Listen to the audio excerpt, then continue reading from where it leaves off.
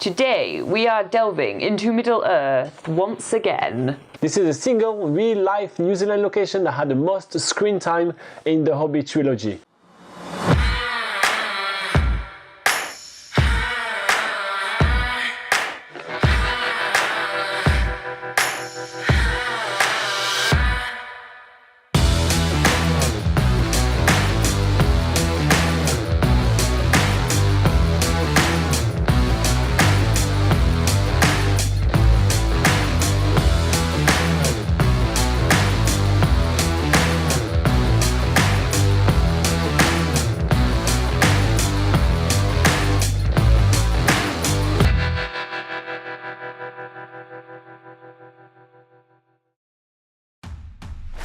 We're not even halfway down the North Island yet. But on this journey today, we are going further south than we have ever been on this trip. This is a very noteworthy moment. Almost like that scene in The Lord of the Rings where Sam's like, "This will be the furthest I've ever been from the Shire, Mr. Frodo."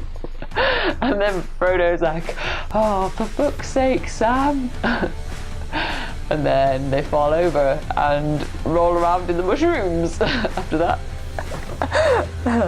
That's not what happens with us today.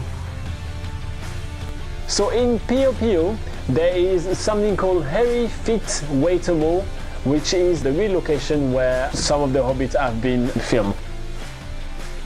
There's these really ancient looking milk cartons that horses pull in their horse and carts, and then there's a little replica small bushman shelter on the side, which is like set up as it would have been back in the day with the bunk beds and the tinned soups, I guess, that they would have had. Before we've even got to the main attraction, there's just like a few little bits here and there to look at, and instantly, like, I'm getting good vibes about this place. I'm like, oh yeah, this person's like thought of everything.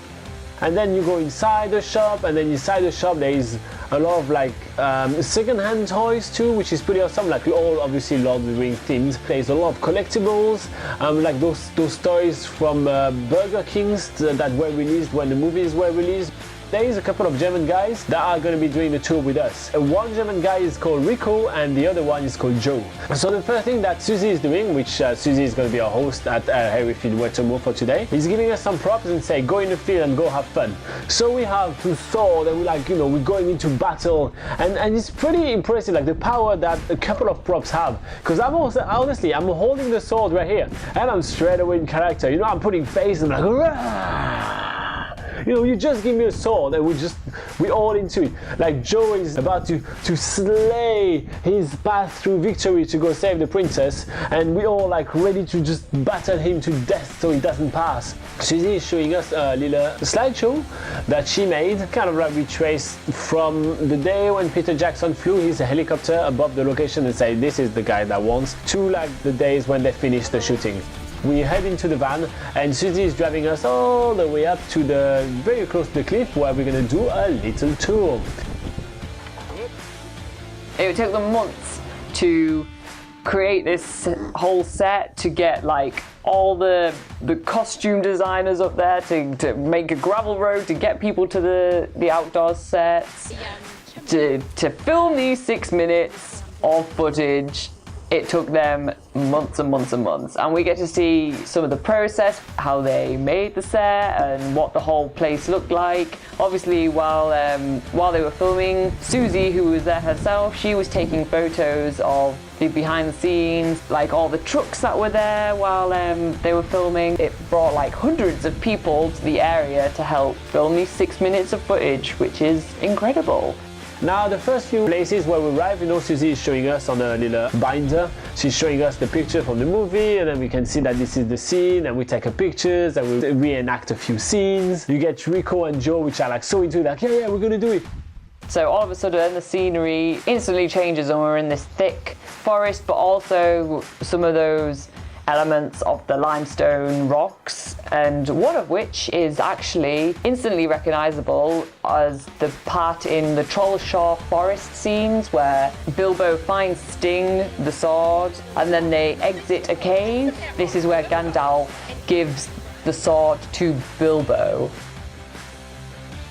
So in this cave, she kind of like places us properly to redo this scene where he's kind of unveiling Sting and be like, oh, this is the sword I'm gonna use to slay all those orcs. She really kind of like gave you the right position on the hand and this and that to kind of like get this picture perfect, which is really, really amazing.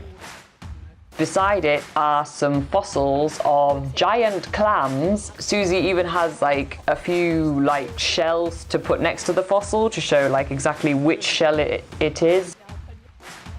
Literally 5 steps down the track into the forest, we come across another scene from The Hobbit where we first see Radagast the Brown for the first time. Something that is new to this little location compared to the other one is that on the floor we get to see the marks that the actors were using to know where to position themselves during the scene. Literally another 2 steps down the track, there's the scene where the wargs and the orcs attack the company for the first time. So we then see the screenshots of like Thorin like kneeling down like holy shit while the wargs are about to attack them. I mean, it's impressive how this location has so many different sceneries happening, and I can really feel why they picked this location because there's so much going on in this little forest. I mean, we probably walked for something like half an hour, right? And we stopped many times along the way, so the tour took 2 hours, but we walked about half an hour, and in half an hour there were enough for them to shoot 8 scenes. It's pretty impressive. Before we head back into the shop, she's keen to show us Polly and Coffee, which are 2 tame sheep that have been bottle fed by her. And when they see her, they just come lolloping up to her. And they realise that sheep can act like dogs, but these sheep are like dogs. So, we are staying at the Pop in Piopio, which is basically park over property.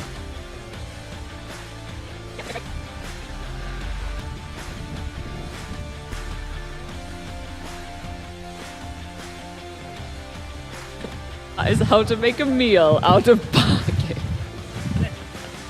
I was trying to aim for like perfectly in the middle. I wondered what the hell you were doing. You had the whole space.